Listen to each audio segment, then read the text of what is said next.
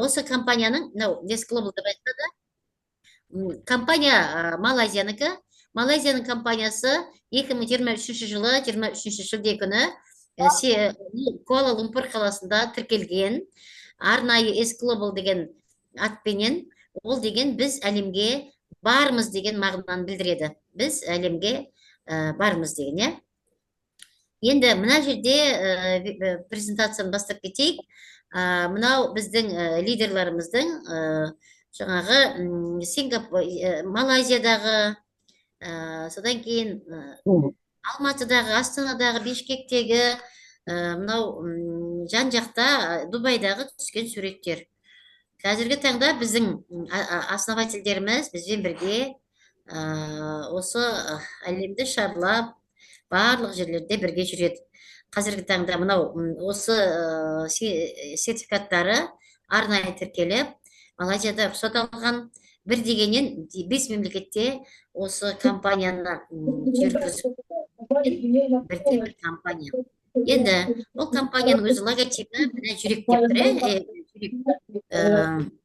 Жүрек деген не білдіреді? Біз әлемді махаббатпен жаулаймыз деген сөз, иә. Мына жүрек барлық адамдарға мейірім, шапағат сыйлаймыз дейді.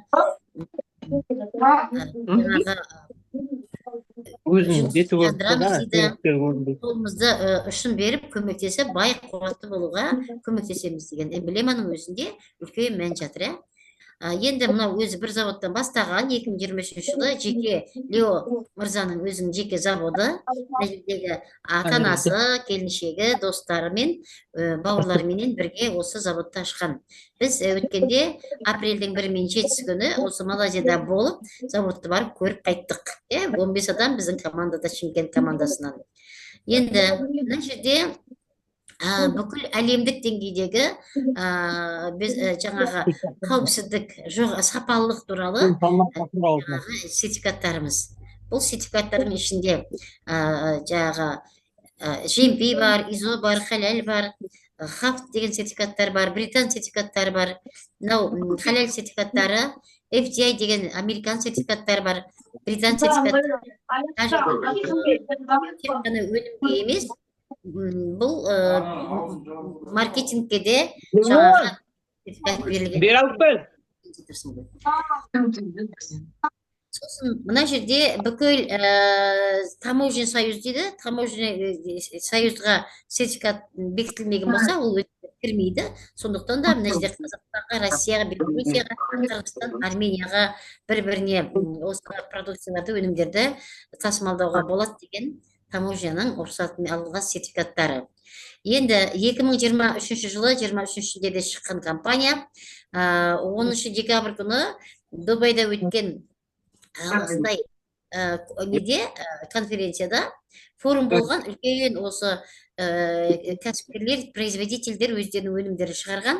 Сол жерге біздің компания өз өнімдерін көрсеткен кезде өте жоғары сапалы инновациялық өнім деген гран-при жеңіп алған. Міне ортада тұрған Лео мырза қолындағы мынау эмблемасы, бұл гран-придің белгісі.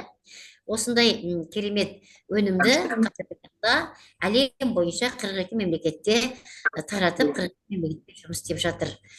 Міне біздің осы основательмен басталған бірінші основательіміз Лео мырза, бүкіл завод осы кісінің атында. Одан кейін доктор Чан осы біздің бүкіл өнімдердің қоспасын қосып шығарып отырған бірден бір докторымыз. Осы кісінің құрастыруымен осы өнімдер, жаңа инновациялық өнімдер шығып жатыр, әлемге тарап жатыр. Енді Джонатан Аби, Африка континентінің директоры, мына осы компанияның финансовый директоры, мистер Зимс, бұл Орта Азия мемлекеттерінің директоры.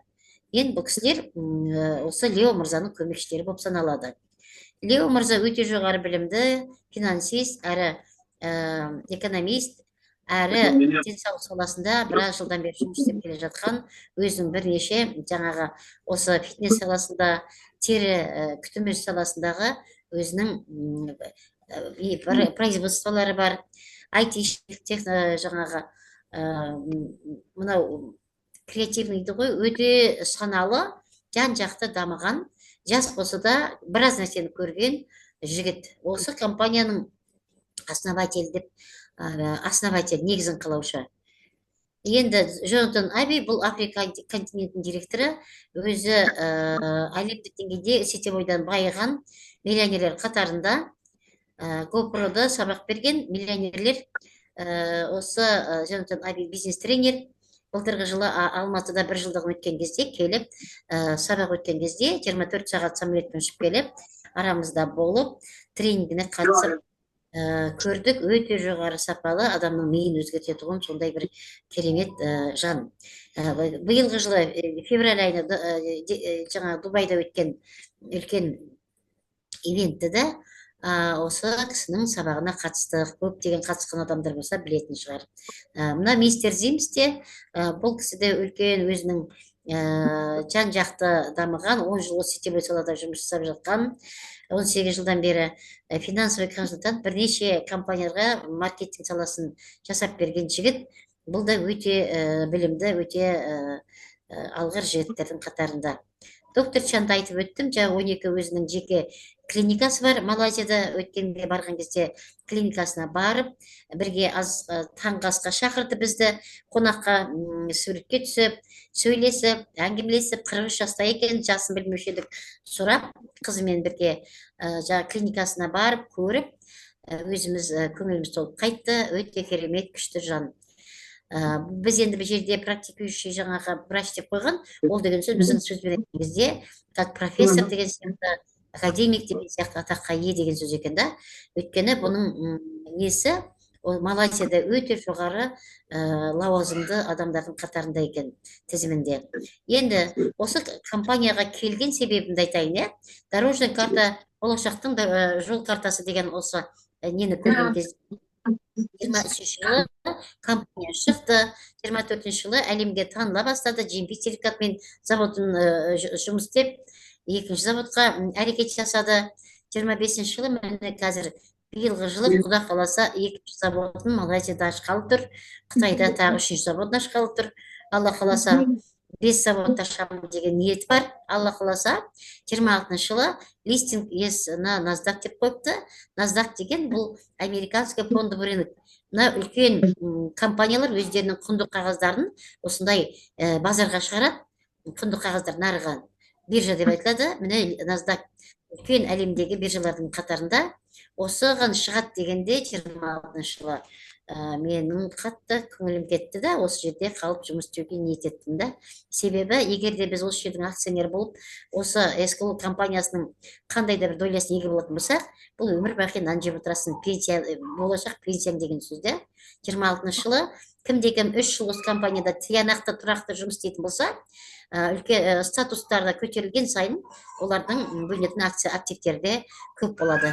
Сол үшін осы жерде жұмыс жасап, мына компанияның акциясының егер болуға әрекет жасауға сіздерге білдіремін, тілек білдіремін. Енді бұл тек қана 6 продукциямен қалған жоқ. Құда қаласа бізде көптеген продукциялар болады деп жатыр.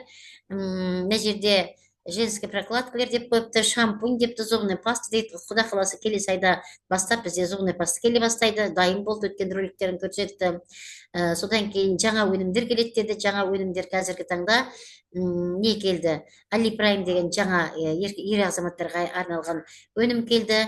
Содан кейін Жефлекс деген өнімдер биылғы жылы шықты. Одан кейін аромат, мына духиларды, пробиотик деген жаңа өнімдер келіп жатыр. Сонымен қатар биылғы жылы мына аромат дейді ғой, духиларды да өзінің составтарын құрастырып қойдық деген, ол қашан келетіні белгісіз, но бірақ дайын тұр деп айтты. Құда қаласа ол да келеді. Одан басқа да квантовая энергия дейді, пастельдер келе бастайды. Олардың барлығы бір дегеннен ешкім аяқтан тұрып, бір дегеннен жүгіріп кетпейді. Сол жүттен әсте дейді, әсте осылардың барлығы да бола бастайды. Енді біздің осы өнімдер неден басталады?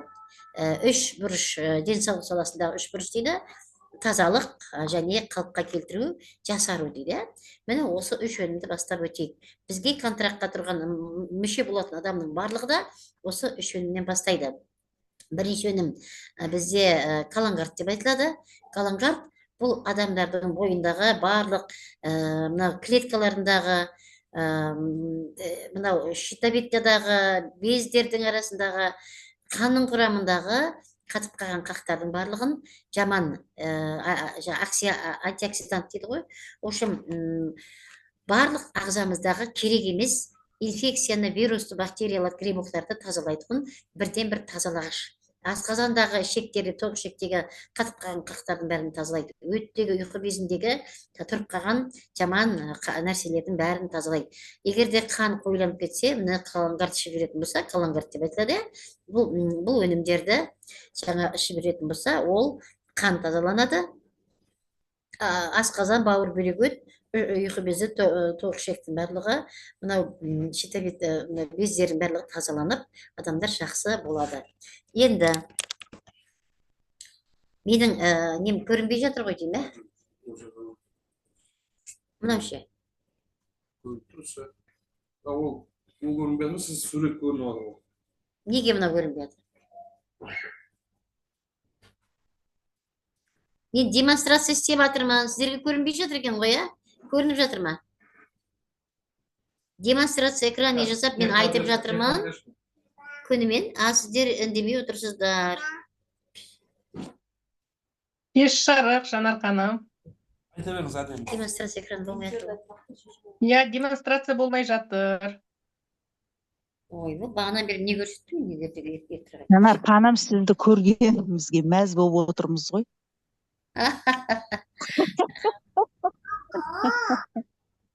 Өзіңіз демонстрациядан да зорсыз ғой. Демонстрациядан да зормын ғой, я. Демонстрация көрсете қойын деген ғой енді. Құда қаласа. Қазір біз өз еркіміз өзімізде бүгін асықпаймыз. Қазір мен презентация өткізіп болғаннан кейін жаңадан кірген адамдар, болатын болса тыңдасын, адамдарыңыз шақырыңыздар.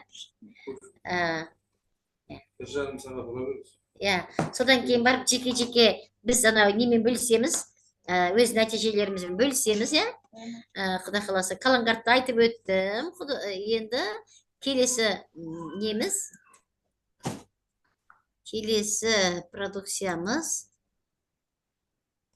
Sunrise деп айтылады. Sunrise деп айтырғанымыз, бұл не дейді? Таңғы шуақ дейді. Бұл Sunrise'ді ішінде жасыл алма бар. Осы жасыл алманың мынау жасушаларынан жасалған сығындыларынан бұл адамдарды жасарту процесімен жасарту процесіне жаңағы үлкен ықпалын тигізеді.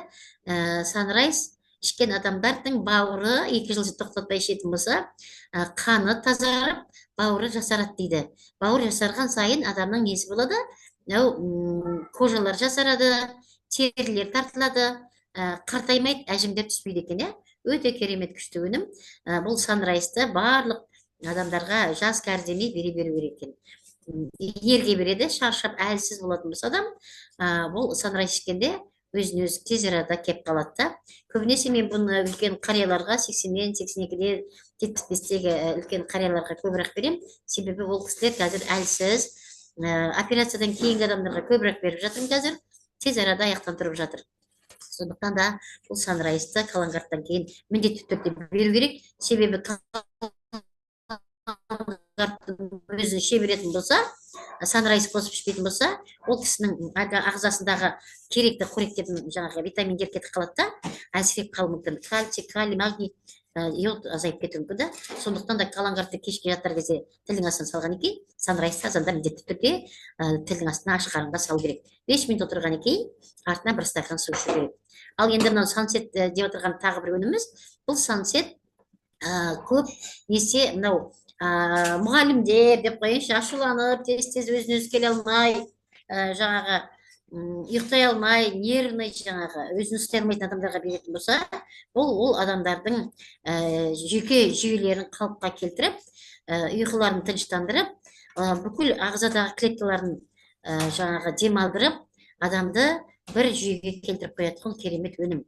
Сондықтан да, егерде сіз ашуланшақ болатын болсаңыз, ұйықтай алмайтын болсаңыз, митиншімес болатын болса, бірінші бастағанда қаланғарттан бұрында осы Sunset'тен бастағанда дұрыс. Неге? Себебі біздің миымызда барлық аурудың барлығы Сондықтан да бұл ми тынышталып, жаңағы өзіміздің бір қалыпқа келетін болсақ жүйеге, сол кезде біздің ішкен өнімдеріміз тез арада адамға сіңімді болады, нәтижесі жылдам болады. Сансет өте керемет. Көп адамдар осыдан нәтижені жақсы көріп жатыр да. Ұйықтап, аяқтары ауырғандар басылып, кейбіреулеріне. Ал енді әйел адамдарға осы үшеуін бізде денсаулық саласындағы үш бұрыш деп айтамыз. Ал әйел адамдарға альфа-макс В плюсты қосып беретін болсақ, ол әйел адамдардың көбінесе тізесі ауырады, белі ауырады. Не себептен?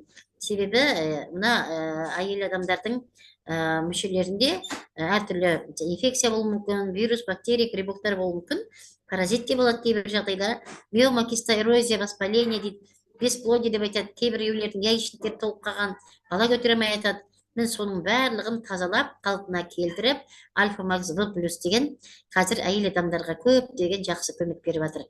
Ал ана бұрын бір компанияда жүргенде тампон беретінбіз, свече беретінбіз. Ал енді бұл ештеңке бермесең де, өзі сол тазалап, полный жаңағы керек емес нәрселердің бәрін тазалтып, әйел адамдардың ағзасын жасартып қойып жатыр. И осыны ішкен кезде әйел адам беті дегенің жалтырап, көзі деген жайнап шыға келеді. Себебі бұның ішінде де энемен деген жақсы жасарту процесіндегі өнімдер бар. Енді оның барлығын составтарын бәрін әрбір сәрсенбі күні жаңағы врачтардың өзінің сабақтары болады, соған қатысып тыңдайсыздар. Біз енді жалпылама түрде айтамыз. Енді альфа-макс М плюс дейді, альфа-макс кофе түріндегісі бар, таблетка түріндегілер бар. Бұлар енді Құда қаласа осы айдың соңына дейін акциямен беріліп жатыр. Біреуін алсаң біреуі тегін деген. $25 екеуі келіп жатыр ғой енді. Соны қазіргі таңда көп деген ер азаматтар жақсы нәтиже алды. Бұл әлемдік деңгейдегі ең алғашқы табиғи виагра деген атаққа ие болды. Мынау ер азаматтардың мынау қозғалыс күші спермасының да 10% болған жігіттер бір айдың ішінде 2 пачкасын ішіп 75%-ға көтеріліп, 20 жыл көтермеген келіншек 2 рет ЭКО-ға барып, 3-ші рет тағы ЭКО-ға барайын деп жатқан кезде осы өнімді ішіп, қазіргі таңда 4-5 айлық болып қалды, міне көтерілгендеріне, қазір қуанышқа кенеліп, көп деген келіншектер, мен танитұғын 5-6 өзіміздің командамызда адамдар бар уже. 7 жыл көтермеген келіншек көтеріп, қазір таңда қуанып жатырма кофені ішкен жігіті, сонымен күшті нәтиже. Жігіттердің өзі 4-1 кофені 4-ке бөліп ішіп, бір жігіт өткенде айтады, мен мықты болып кеттім, күшті екен деп та. Енді оны ішкен адамдар өздері біледі. Ер азаматтардың простатасына, жаңағы аденома простата импотенцияларын барлығын, тестостерондарын көшіруге, энергиясын көтеруге, қан айналымын жақсартуға, жүректердің соғыстарын ұруға, дұрыс жұмыс істеуіне өте керемет күшті өнім. Енді одан кейінгі жаңадан шыққан өнім, бұл декабрь айында келді бізге. Пробиотиксы деп айтылады. Пробиотиксы бұл не істеді? Пробиотиксы өте жоғары иммуномодулятор дейді ғой, иммунитетті көтеріп қояды. Как раз декабрь айында келген кезде біз не істедік? Грипп бола бердік, балдар грипп болып жатыр, жөтеліп жатыр. Мына осының ішінде 30 саше бар, 30 пакетик бар да, бір айға жетеді. 1 литр суға, жылы суға бір пакетикін салып, ішіп жүрсе де болады, болмаса азанда жартысын, кешке жартысын тілдің астына сап қойып, 5 минут отырғасын артынан 1 стакан су ішсе де болады. Егер де қатты грипп болып жататын болса, солай тілдің астына сап қоятын болса, бұл аскорбинный кислота, витамин С иммунитетті бірден көтеріп қояды да. Грипп болып қатты тамақтан ұстап, жөтеліп қоймай жатқан адамдарда бір күн ары кеткенде 2 күнде аяқтан тұрғызып қалпына келтіріп қойды. Мен өзім биылғы жылы осы продукцияны ішкелі, гриппті болған жоқпыз. Немерелерім жылда тамақтары грипп болып, больницадан жаңағы ингаляциялап жататын еді. Аллаға шүкір, биылғы жылы осы продукция шыққалы, грипп дегенді ұмыттық. Өйткені бұның ішінде цинк та бар екен, жаңағы бұның ішінде витамин С бар, бұның ішінде көптеген иммунитет көтеретін өнімдер бар, инулин бар бұның ішінде, концентрат куркума бар дейді, экстракт мед бар бұның ішінде, сондықтан да бұл иммунитетті қатты көтеріп қояды да, адамның ағзасын тазартады, жаңартады, тырнақтардың сынын тоқтатады, шаштың суын тоқтатады, кожадағы жаралар болатын болса, кожамызды әдемі эластичный қылады екен, өте күшті өнім. Енді мына жерде алипрайм дейді, біз енді жақын арада кофе болмайды, таблетка болмайды деп жатырмыз ғой. Енді мына алипрайм деген жаңа таблетка, жаңа түрінде, капсула түрінде шығып жатыр. Осы қазір келді, складтардың бәрінде бар. Бұл емдік қасиеті өте күшті. Мынау егерде жаңағы аденома простата болатын болса, импотенция болып, жаңағы стресс алған адамдар болатын болса, жігіттерге әсіресе гормондары бұзылған болатын болса, осы алипраймды ішіп емделулеріне болады. Жаңа 3 өнімді алғаннан кейін міндетті түрде осы алипраймды алып ішіңіздер, жігіттер, рахмет айтасыздар компанияға. Ал енді глюкозамин сульфат депті, мына жерде Жефлекс деген жаңадан шыққан тағы өнім. Бұл енді кеше апрель айында келе бастады. Апрель айында келген кезде алып ішіп атқан бірнеше апайларымыз қазір нәтиже айта бастады. Кеше буквально осы Алматыдағы нәтижелер: аяқтан жүре алмайды, табанды баса алмайды, тізе ауырады, қырт-қырт етеді. Осы жефрес ішкеннен кейін, бір 10 күннен кейін дейді, аяғым қыртылдамай қалды дейді. Өзі отырып тұрам дейді, ауырмайды дейді, таңғап қалдым дейді. Мә күшті екен деп жатыр да. Енді дағы да бүгін бір апайдан естідім, өзімізді врач, тоже ол кісі айтады, белден тұра алмай жатқан дейді, грижасы көтеріліп, таза бедренный составтары жаңағы орнына келе алмай, әбіржіп жүрген дейді. Осы жефлексті бердім, алдында 3 бөлім ішкен дейді да. Жефлексті бердім дейді, 7 күннің ішінде грижасы ұмытып, аяғы бел ауырғаны, жаңағы грижасының бәрі қойып, қазір қуанып жүгіріп рахмет айтып жүрмін маған деп айтып кетті да. Енді өзін айтады, аяғымда тіземнен қырт-қырт етіп жүре алмай, отыра алмайтын дейді. Бір 20 күнде іштім. Бір күні аяғымның тобығым дейді, өзімен өзі қырт ете қалды дейді. Содан не болып қалды деп қорқып кеттім дейді. Қарасам аяғым ауырмай қалды дейді да. Өзі бүгін офиста айтып, жаңа таң қалып жатыр енді. Енді нәтижелер өте күшті. Жефлекстің енді бұның ішінде МСМ деген бар, куркума бар, босвелли деген бар. Босвелли деген біздің бүкіл сүйектерімізді қатайтады екен, бүкіл хряштарымызды қалпына келтіреді екен. Бізде мынау ағзамызға керекті, мышцаларымызға керекті барлық витаминдерді толтырады. Глюкозамин бар екен бұның ішінде. Глюкозамин сульфат дейді.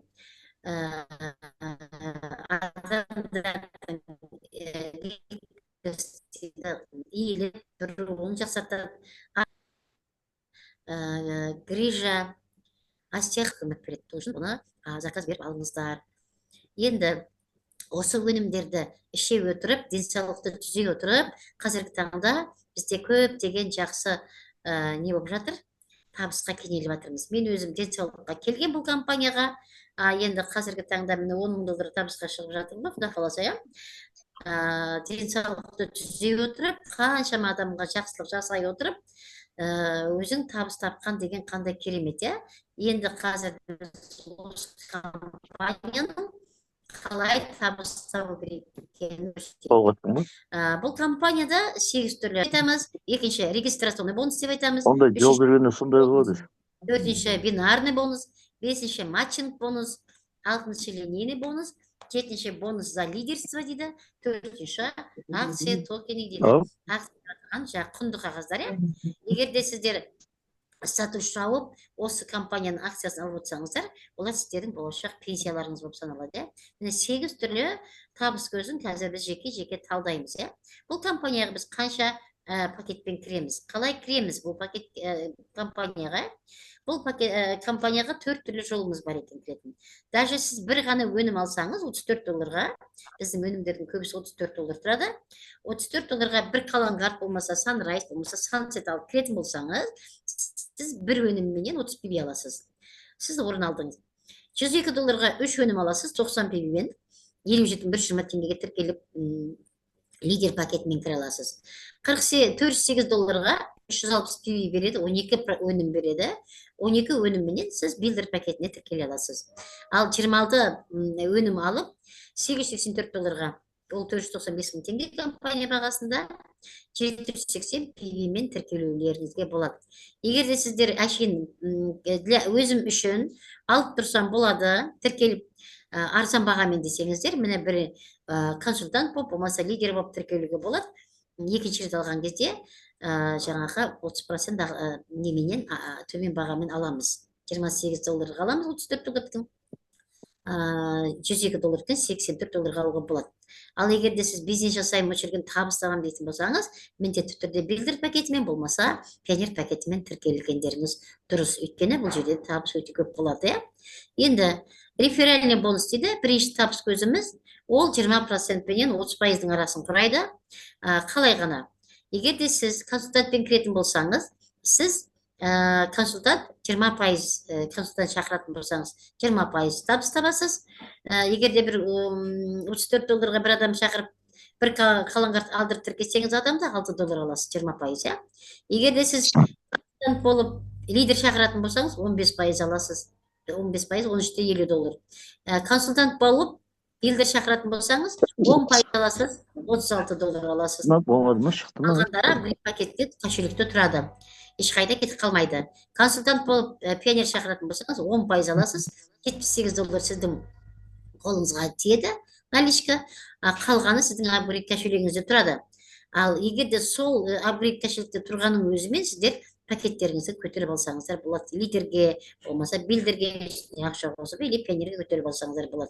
Міне жерде неғұрлым пакетіңіз көп болған сайын, сіздің алатын проценттеріңіз, пайыздарыңыз да өте жоғары болады. Егер сіз пионер болып кіретін болсаңыз, ол жерде консультант шақырсаңыз 20% аласыз, $6. Лидер шақырсаңыз 23% аласыз, $20-70.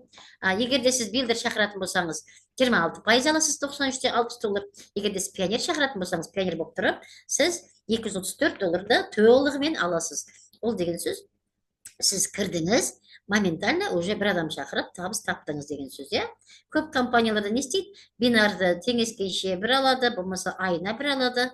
Ал бізде тіркедің, ақша керек па? Моментально сіз бонусыңызды шығарып алатын мүмкіндіктеріңіз бар.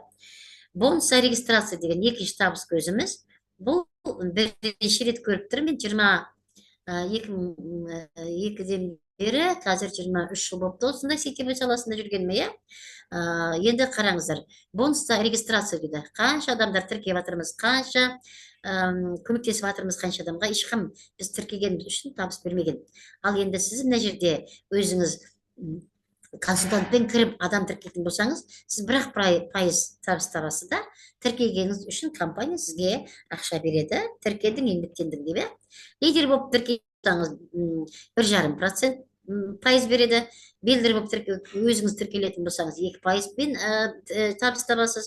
Ал егер де пионер болатын болсаңыз, сізге 2,5%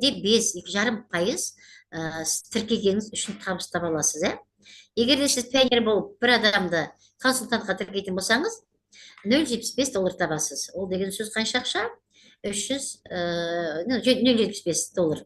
Ал егер де сіз пионер болып тұрып, лидер тіркейтін болсаңыз, $2.25, $700 ақша аласыз. Егер де сіз пионер болып тұрып, билдер пакетіне адам шақыратын болсаңыз, 2,5% болғанда $9 аласыз. $9-ыңыз $4,500. Егер де сіз пионер болып тұрып, пионер тіркейтін болсаңыз, $19.50 ақша табасыз. $11,000 ақша деген сөз. Сіз әшейін отырып, тіркегеніңіз үшін $11,000 табыс таптыңыз. Ешқандай жерде сізге тіркегеніңіз үшін ондай ақша берілмейді. Көрдіңіз ба, мына жерде апгрейд дейді. Бұл апгрейд жасағанымыз. Біз жаңа айтып өттік қой. Егер де мен ақшам болмай, бір ғана өнім алдымда тіркелдім. Жұмыс істегім келіп тұр, бірақ ақшам жоқ. Егер де сондай пионерлер бар, жаңағы не, пенсионерлер, например, ол адам өзі пионер болып дағы, жаңа бағаны айтып өткендей, бірақ $884-ға ол не істеді, бір партнер шақырды. Сөйтіп, ол өзі $78, 10% алды ғой. негізі алу керек пионер болғанда $234. Оның қалған ақшасы не істеді? $156 оның апгрейд кошелегінде тұрды, 20%. Ал енді осыны үстіне ақша қосып, мына түскен ақшасына, иә, пионерге көтеретін болса, ол сол 30%-ың бәрін түгел алады. Мына жерде көрсетіп қойған ғой, пионер болатын болса, ваш партнеріңіз консультант кірді, консультант келді дағы өзінің пакетін лидерға көтерді $102-ға. Сол кезде $20-70 жаңағы пионер лидер болған кезде түсу керек. Лидер пакетімен тіркелгенде, консультант болған кезде $6 түсті. $6 түсті, ал енді ол пакетін көтерген кезде $14-70 тағы да түседі. Сөйтіп $20-70 бұл пионер алады. Апгрейд көтерген адамнан. Ол деген сөз не? Сіздің пакетіңізді пионер пакетіне болмасаңыз да, консультант болып тұрып, лидер болып тіркеліп, билдер болып тіркелсеңіз, сіздің артық ақшаларыңыз ешқайда кетіп қалмайды. Ол сіздің кабинетіңізде сақталып тұрады. Пока сіз өзіңіз пакеттеріңізді көтеріп, сол табысты тапқанға дейін ол кетпейді ешқайда. Неңізде тұрады, апгрейд кошелекте тұрады. Апгрейдтен любой уақытта сіз табысыңызды алып отыра бересіз. Енді төртінші бинарный бонус дейді. Бинар бонус дегеніміз білесіздер, екі аяқ дейді. Екі аяқ. Екі аяқ теңескен кезде, кейбір компанияларда бір аптада бір береді, екі аяқ теңескен кезде кішкентай аяқтан есептелінеді. Кейбір компанияларда 2 аптада бір береді. Енді біздің компанияда мен өзім таң қаламын. Күніге таңғы 5-те бинар егер теңесіп атса, сарт етіп түсіп жатады. Енді қараңыздар. Пакет консультант болып тіркелетін болса, консультантта, лидерде, билдерде өзінің лимиттері бар. Егер де сіз лидер болып тіркелетін болсаңыз, онда сізге күнделікті $9 ғана шығаратын мүмкіндігіңіз бар. 6363 айына шығаратын мүмкіндігіңіз бар. Жаңағы максимальный 27270 айына шығаратын мүмкіндігіңіз бар. Аптаса $6363 шығаратын мүмкіндігіңіз бар. Даже жаңағы консультант болып кіретін болсаңыз да, сіздер аптасына $1436 шығаратын мүмкіндігіңіз бар. Айына $156 шығаратын мүмкіндіктеріңіз бар. Бірақ мына жерге қараңыздар. Егер лидер болып кіретін болсаңыздар, сіздерде 10% төленеді ғой. 90 PV есептелінеді, $9 түседі. Егер ол 90 PV-ден ары қарай асып кететін болса, олардан сізге 10% емес, 5% түседі. Сол PV-ден асыр жіберсе, уже 5%-ға түсіп кетеді. Сол үшін біз айтамыз, бизнес жасағың келсе, сен или билдерға көтер, болмаса пионерге көтер дейміз. Себебі бинардан түсетін ақшамыз көбірек болады. 780 PV-ға дейін пионерде не болады? Без ограничения, жаңа аптасында, айында шығарып ала бересіз, қанша ақша алсаңыз да. Билдерде сізде аптасына $34,930, айына $149,700 шығаратын мүмкіндіктеріңіз бар. Ал енді 12% береді 780 PV-ға дейін. Ал одан кейін 780 PV бір күнде одан асатын болса, 6% төленіп отырады.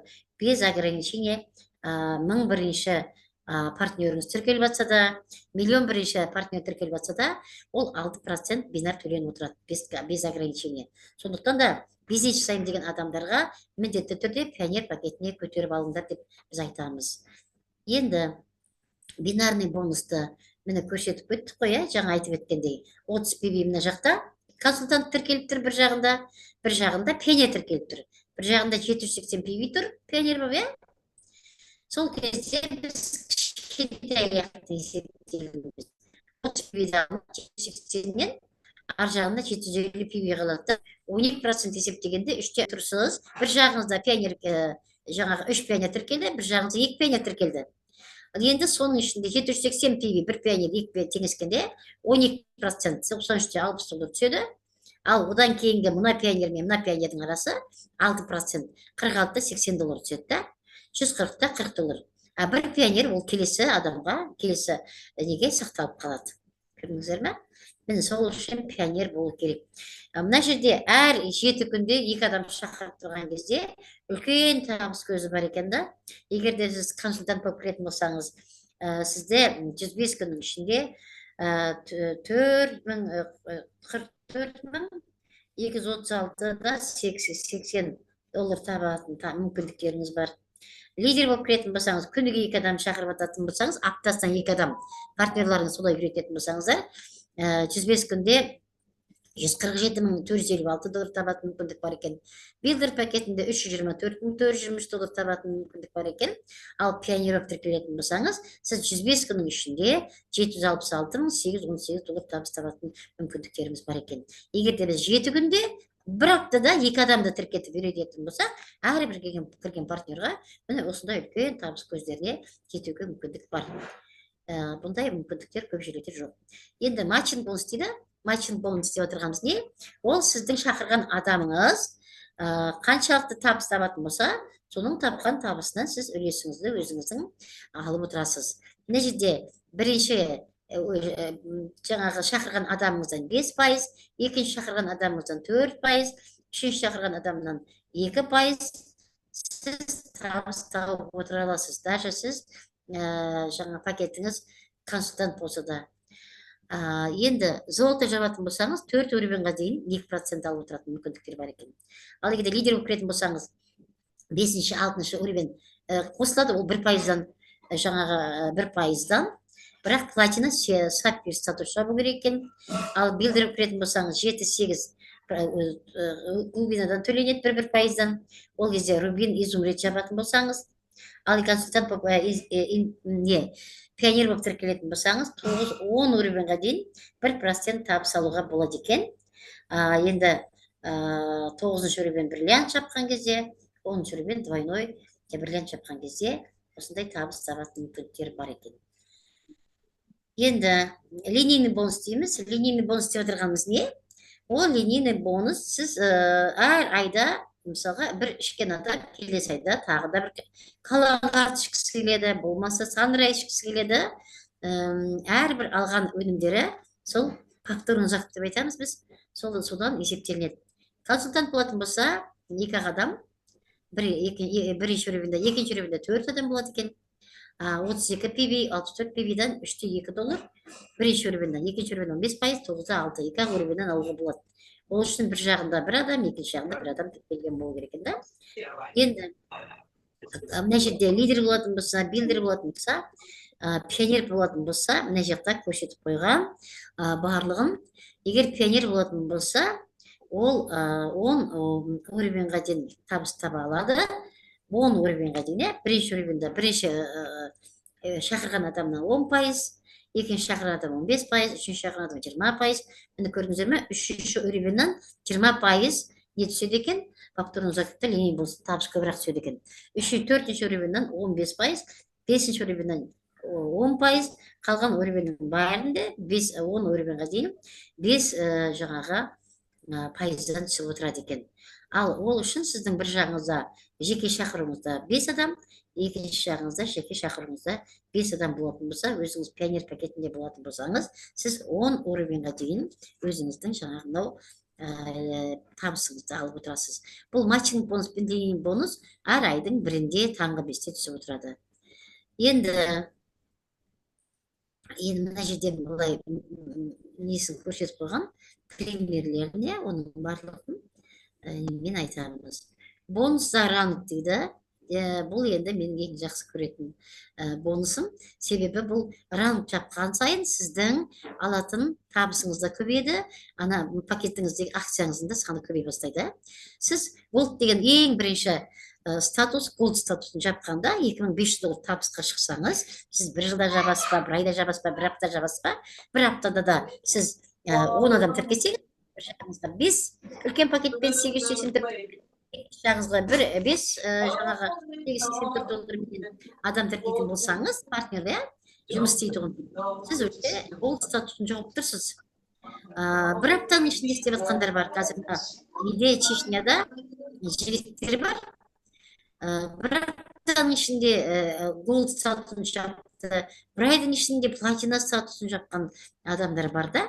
Егер де ақша керек деп қатты бұлай жұмыс істейтін болса, бұны бір айдың ішінде даже рубин статусын жапқандар бар. мына Латвияда, Литвада қатты жұмыс істеп жатыр, иә. Міне осындай күшті мүмкіндіктер. Голд статусын 1 жылда жапсаңыз да, 1 айда жапсаңыз да сіздерге күйіп кетпейді. Бұл жинақталу түрінде сіз қашан сіз голд статусын жабасыз, компания сізге $50 счетыңызға салып береді, оны обналичка істеп аласыз. Я просто сообщил. Бля.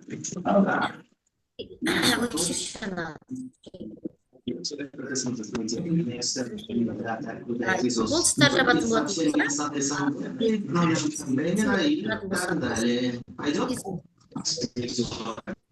И список 12 женских имен. В основном русские. На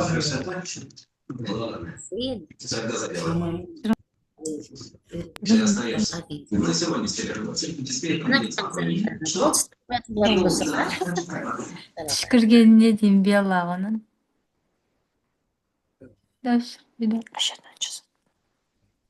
Сара ханым, жабыңызшы экранда. Нет, звукты жабыңыз.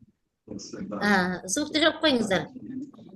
Мына жерде голд стар жабатын болса, $5000 шыққан кезде сіз голд стар деген статус жабасыздар. Сізге компания $100 ақша береді, $100 акция беріп қояды. Платинум статусын $7,500 жеткен кезде платинум статусын жабасыздар. Ол кезде компания $150 ақша береді, $150 сізге акция беріп қояды. Сонымен накопительный бәрі жинала бастайды. Платинум стар жапқан кезде $10,000 шығасыздар. Ол енді жайлап.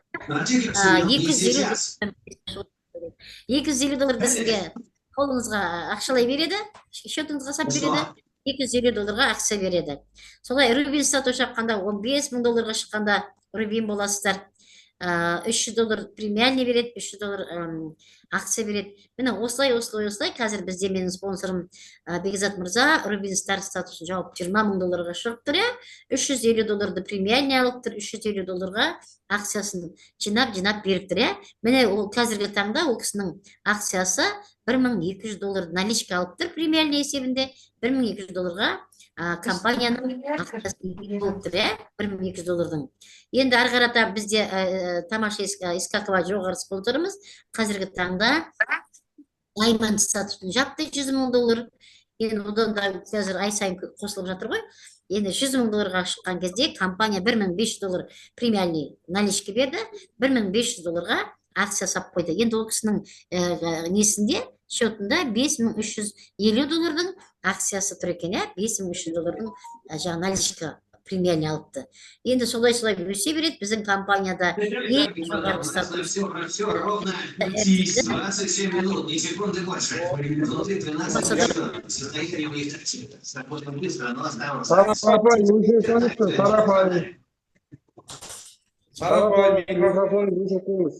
Енді мына жерде дивиденды по акциям деп тұр, жаңа айтып өттік. Консультант 30 деп қойған. Енді реферальный $1,000, $2,500. Консультант болып кірген кезде реферальный 20%, $6. Енді бұлардың бәрін айтып өтіп кеттік. Енді бұлай айтқандай. Сіз қалай $1,000 табысқа шығасыз деп көрсетіп қойыпты мына жерде анықтап. Егер де сіз дейді консультант шақыратын болсаңыз 111 адам шақыруыңыз керек екен, жаңағы $1,000 жету үшін. Ал егер де $2,500 жету үшін 277 адам шақыруыңыз керек екен. Перепись населения болады. Егер лидер пакетімен тіркейтін болсаңыз $1,000 жету үшін 2 адам шақыруыңыз керек болады екен. Ал $2,500 жету үшін 126 адам тіркеуіңіз тура келеді екен. $1,000-ға 17 адаммен $1,000-ға шығады екенсіз, 44 адамменен $2,500 айлыққа шығады екенсіз. Ал егер де пионер пакетімен тіркейтін болсаңыз, бар жоғы жаңағы айтып өттім ғой мен 8 адам. 8 адаммен сіз $1,000-ға шығады екенсіз, мүмкіндік бар екен. Мына жақта 10 адам, мына жақта 10 адам, 2,500. Бұл жерде енді көбірек жазып қойыпты, атап негізі 12 адаммен де сіз $2,500 голд статус жабуға мүмкіндіктеріңіз бар. Енді лидер $102 90 PV береді. 90 PV береді. Бұл жаңағы мына жерде консультант 34 PV болған кезде сіз өзіңіз тіркелгеніңізге, иә, өзіңіз тіркелсеңіз. Көбінесе біз не істейміз? Пионермен тіркейміз, иә, пионермен айта берейікші. Егер өзіңіз пионер болып тұратын болсаңыз, адам тіркейді екенсіз, $1000 жету үшін жаңағы 2500 голд айтайықшы, 242 адам тіркесеңіз, консультантпен $2500 шығады екенсіз. $102 менен 74 адам тіркесеңіз, $2500 голдқа жетеді екенсіз. Билдер пакетіменен 17 адам тіркесеңіз, $2500 жетеді екенсіз. Пионер пакетімен 7 адам тіркесеңіз, сіз $2500 жететін мүмкіндіктеріңіз бар екен, да?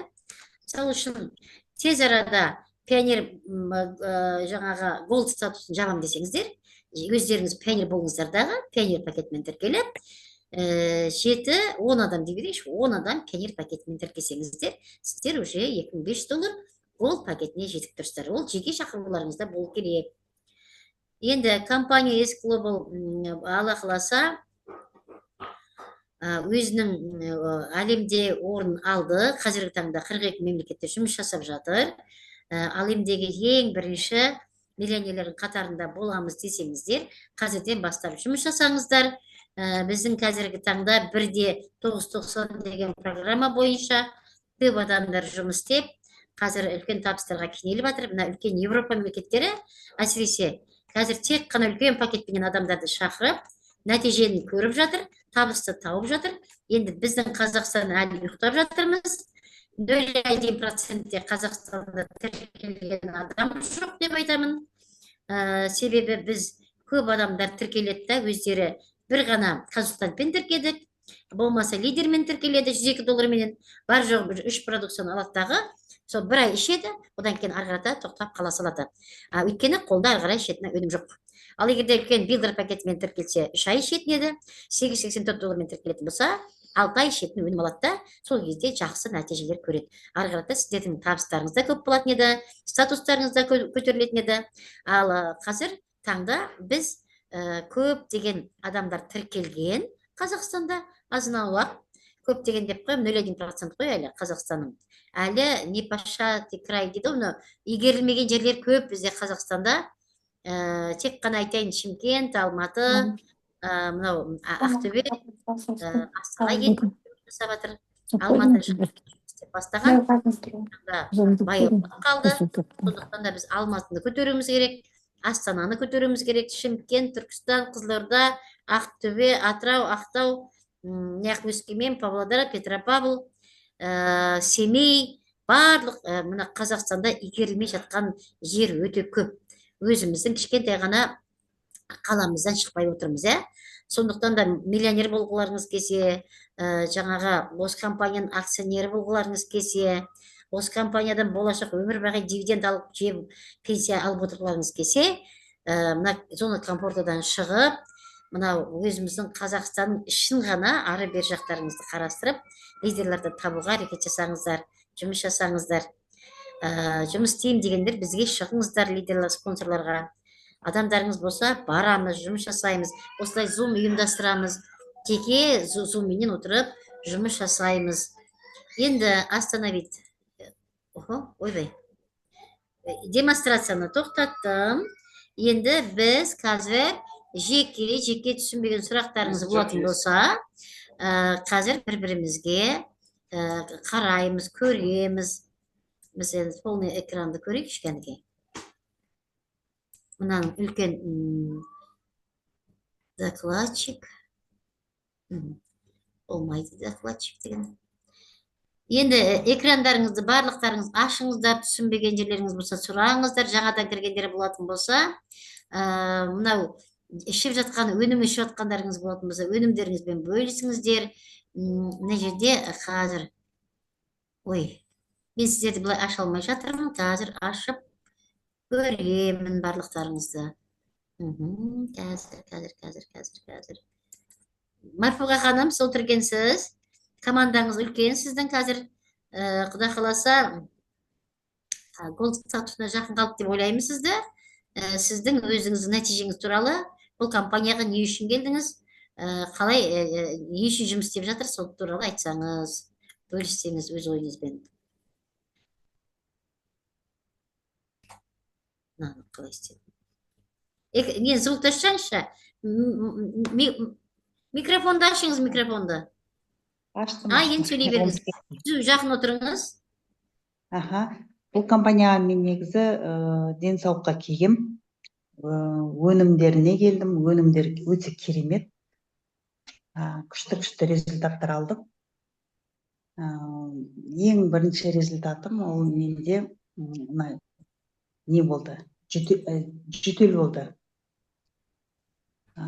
Жөтелден менде пробиотиктен бір күнде менде жөтелім тоқтаған. 3 ай бойында жөтелім. Одан кейінгі екінші результат калангарттан болды да. Калангарт ол жаңағы мен оны ішіп бастағанда 2 күннен кейін уже кәдімгідей өтімді тазалады да. Күшті результат алдым осы кезде. Жеңілдеп қалғанда бауырым, өтім бәрі күшті болып қалды. Қазір әлі күнге дейін сол жақсы уже. Содан кейін весім тастай бастадым. Вес тастай алмай жүргенде негізі. Әйтсе мен диетада сақтадым. Содан кейін спортпен айналысам өзім. Жүремін, жаңағы йога істеймін. Бірақ весім объемнан сәл кетемді, қайтадан қалпыма келемін. Сәл кетемді, қайтадан қалпыма келемін. Ал мына калангарттан кейін мен қазір диета сақтап жатқан жоқпын, бірақ объем кетті, весім кетті. Өзімді жеңіл санаймын қазір.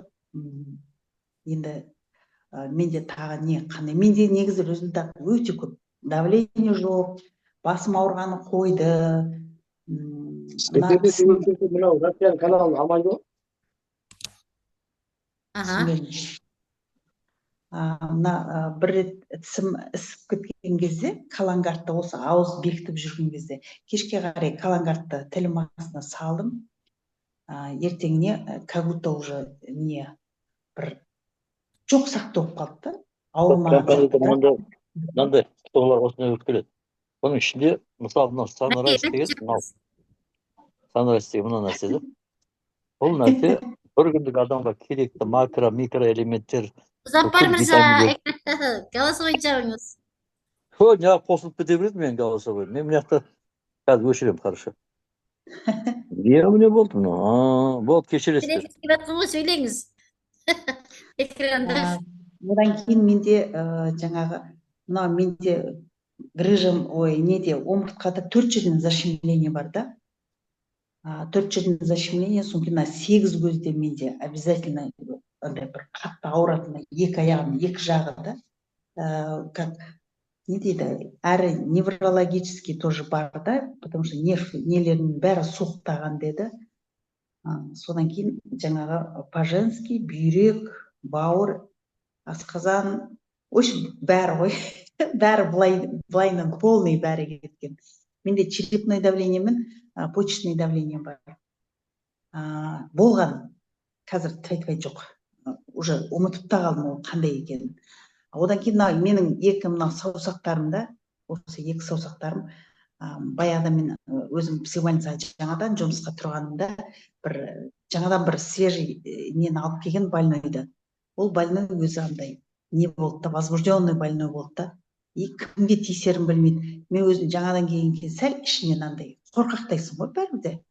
Бірінші рет андай аурулардың ішінде жүргеннен кейін. Анау маған қарай столда алып жүгірген ғой, табуретканы.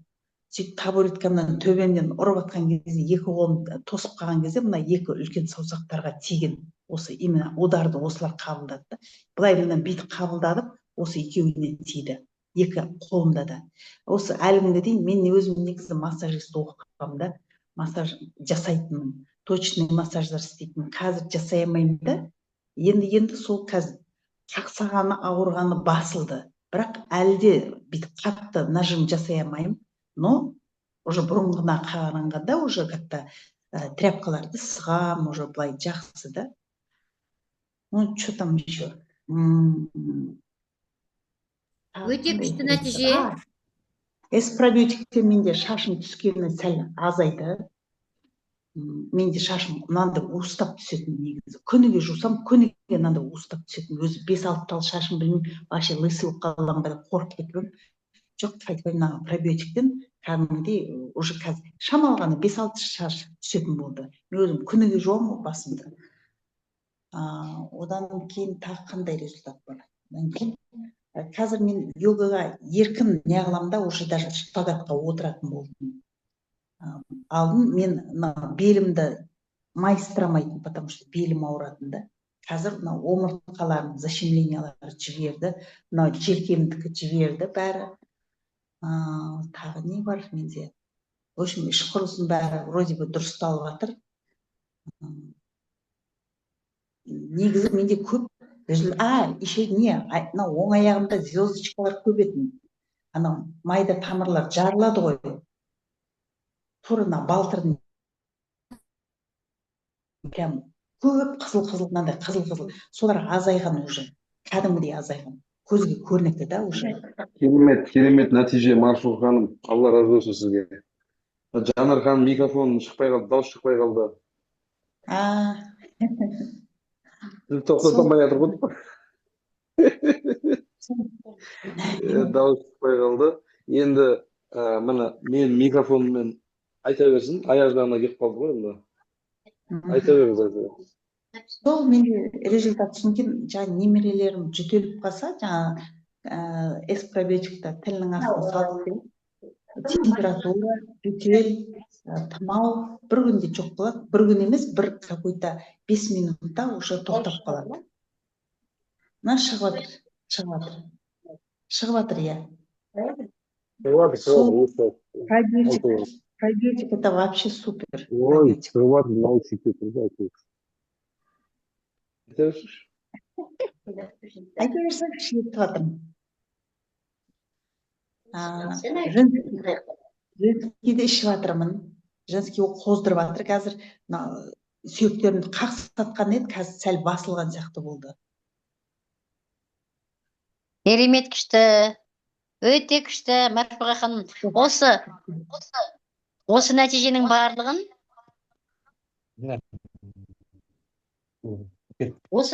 барлығын